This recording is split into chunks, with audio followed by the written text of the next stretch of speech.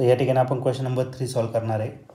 The value of coefficient of performance beta and efficiency इटा of refrigerator R. होय, तर हा क्वेश्चन 2019ला आलेला होता. तर याच्या 4 ऑप्शनपैकी पहिलं जे ऑप्शन आहे A, beta is less than 1, comma eta is equal to 2. B option आहे beta is greater than 1 and eta is less than 1. C option आहे beta is greater than 1, comma eta is equal to 1.5. D option आहे beta is less than 1, comma eta is greater than 1. तर या 4 ऑप्शनपैकी correct option काय असणार आहे तर आपण solve करू आणि मग डिसाईड करू. तर या क्वेश्चनमध्ये आपल्याला कोएफिशियंट ऑफ परफॉर्मन्स दिलेला आहे beta. Okay, coefficient of performance काय असतो? कोएफिशियंट ऑफ परफॉर्मन्स हा आपण याच्यासाठी घेतो रेफ्रिजरेटरसाठी. तर हा कोएफिशियंट ऑफ परफॉर्मन्स दिलेला आहे, तो बीटाने रिप्रेझेंट केलेला आहे.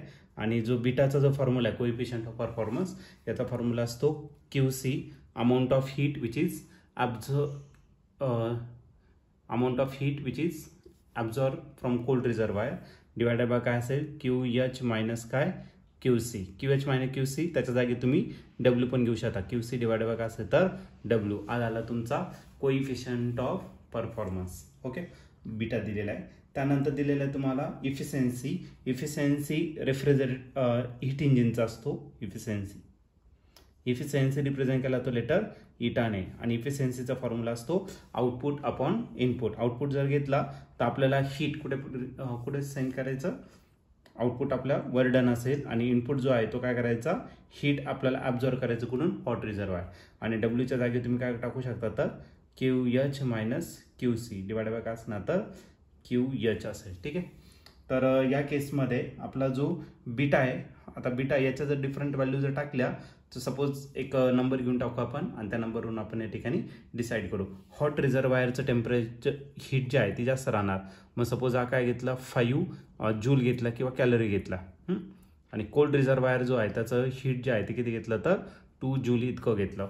आता बीटा जर घेतला या केसमध्ये तर बीटा किती असणार तर QC जो आहे तो किती आहे 2 आणि QH जो आहे तो किती येतं 5 आणि 5 मायनस किती होणार तर 2. 5 मायनस 2 जर केला तर याचा आन्सर आलं 3. 2 डिवायडेड बाय 3 म्हणजे याचा आन्सर येईल 0.6च्या आसपास जाईल. ओके, त्याच केसमध्ये इटा जर घेतला तुम्ही तर QH आहे तुमचा किती तर QH आहे तुमचा 5 आणि QC जो आहे QC आहे तुमचा 2 इतका. ओके, आणि जो QH आहे तो पुन्हा किती टाकला आपण 5.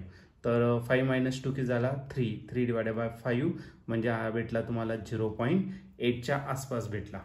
ओके, सॉरी 0.6, 5 6 जा 30, 0.6च आला पण हा 0.667 असं वाढत राहणार आहे. सपोज आपण आणखीन व्हॅल्यू या ठिकाणी काय केलं तर इन्क्रीज केलं. सपोज आपण QC जो आहे तो किती घेतला तर 3 कन्सिडर केला किंवा याला 4 कन्सिडर करू. हे पहिलं स्टेटमेंट झालं. आता हे दुसरं घेऊ आपण, म्हणजे दोघांची जी व्हॅल्यू आहे ते दोघांची व्हॅल्यू लेस दॅन 1 आली. आता आपण 4 कन्सिडर करू. मग या केसमध्ये बीटा जर घेतला तर QC किती आहे 4, QH आहे तुमचा 5, 5 मायनस 4 झाला 1 म्हणजे 4 डिवायडेड बाय 1 मग याचा आन्सर काय आलं 4. आणि जो अल्फा आहे त्याची पण व्हॅल्यू त्याच पद्धतीने QH आहे तुमचा किती तर QH आहे तुमचा 5, QC आहे 4 डिवायडेड बाय 4. 5 मायनस 4 किती 1, 1 डिवायडेड बाय 4 म्हणजे आपले 0.25. म्हणजे आपला जो अल्फा आहे तो अल्फा कसा असणार, alpha is always less than 1. Okay, आणि बीटा जो आहे तो बीटा नेहमी नाही पण बीटा ग्रेटर दॅन और इक्वल टू 1 असू शकतो किंवा त्याच्यापेक्षा पण लेस असू शकतो. बीटाची काही फिक्स व्हॅल्यू नाही पण अल्फाची व्हॅल्यू जी आहे अल्फा कसा असतो तर ऑलवेज लेस दॅन 1. तर या ठिकाणी जर तुम्ही ऑप्शन जर बघितलं तर बीटा पहिला ऑप्शन आहे beta is less than 1. Okay, आणि इटा जो आहे इटा इज इक्वल टू 2 हे पॉसिबलच नाही. बी आहे ऑप्शन, त्याच्यामध्ये बीटा इज ग्रेटर दॅन 1 बरोबर आहे and eta is less than 1. तर बी ऑप्शन जो आहे तो या ठिकाणी मॅच होतोय. तर आपण आणखी सी ऑप्शन पण या ठिकाणी बघू. Beta is greater than 1, beta greater than 1 आहे. ओके, काय अडचण नाही. बट इटा जो आहे तो 1.5 तो 1 पेक्षा मोठा नसतोच म्हणजे ऑप्शन चुकीचं आहे. आणि डी ऑप्शन जर घेतलं तर beta is less than 1. Okay, and eta is greater than 1 असं दिलेलं आहे तुम्हाला. इटा दिलेलं आहे तुम्हाला. इटा हा नेहमी कसा असतो लेस दॅन 1. तर या ठिकाणी आपला ऑप्शन बी जो आहे तो या ठिकाणी आपला या क्वेश्चनचा करेक्ट ऑप्शन या ठिकाणी मॅच होतोय.